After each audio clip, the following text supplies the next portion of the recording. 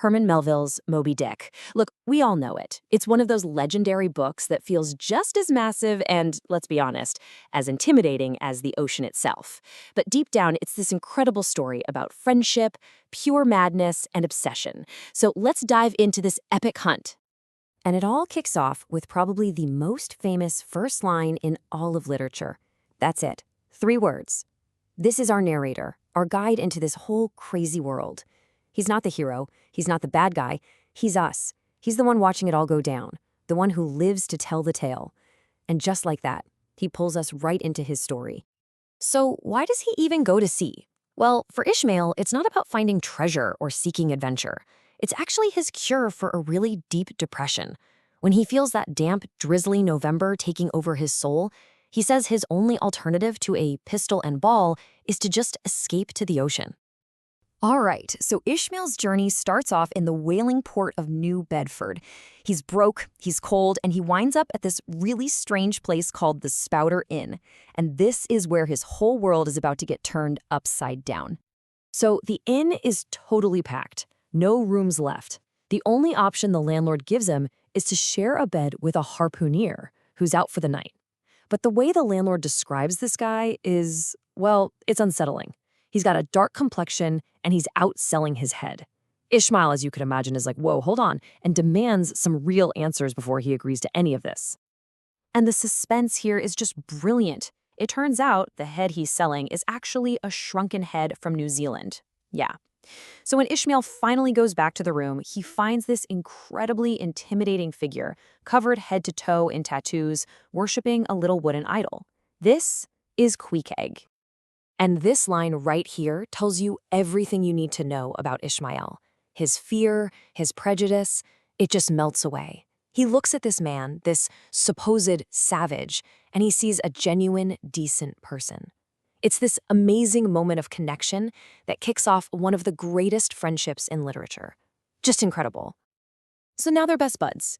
Ishmael and Pequod decide to ship out together, and they head to Nantucket, which was basically the Silicon Valley of the whaling industry, to find the perfect ship for their adventure. And the ship they choose is the Pequod. Now, this thing is not some cheerful, shiny new vessel. It's old, it's dark, it's weathered, and it's literally decorated with the bones and teeth of the whales it hunts.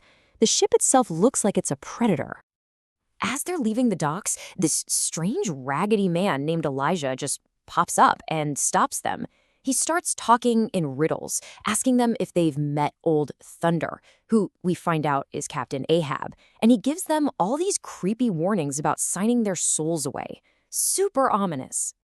So we still haven't even met Captain Ahab, but we're already hearing the legend. We learn his leg wasn't just lost in an accident. It was violently torn off, devoured, chewed up, crunched by a massive sperm whale.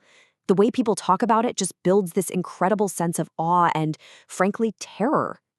Okay, so for days at sea, Captain Ahab is a ghost. He just stays in his cabin.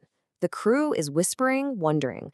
Then, finally, this grim figure on a prosthetic leg made of whalebone emerges and calls everyone to the quarterdeck.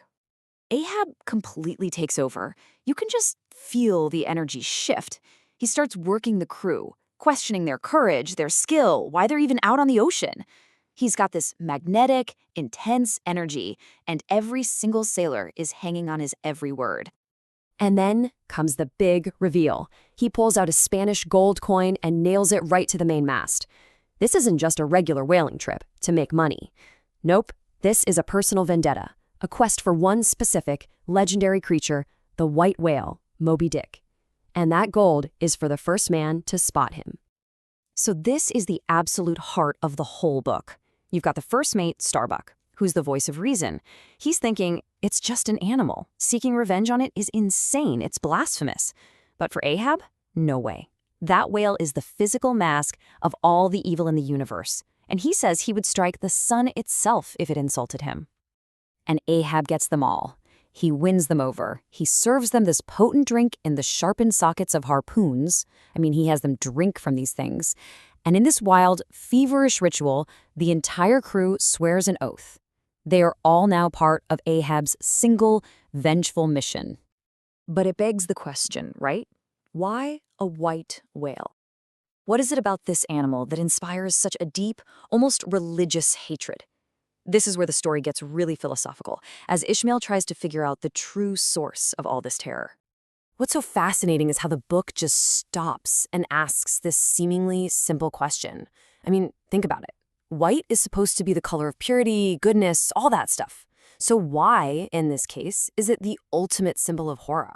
Ishmael walks us through this whole paradox. On the one hand, he lists all the good things we associate with white: royalty, justice, gods. But then, he completely flips it. He talks about the terrifying side, the whiteness of a ghost, of a corpse, the blank, empty horror of a snowstorm. It's the absence of color that points to an absence of meaning, a godless, empty universe. And that's the key right there. The whale's whiteness strips all the beauty from nature and reveals something horrifying underneath. It suggests a universe that isn't just indifferent to us, but maybe even actively malicious. The color is what turns Moby Dick from just a big animal into this supernatural, cosmic terror. And so this whole journey of the Pequod becomes so much more than a whaling story, doesn't it?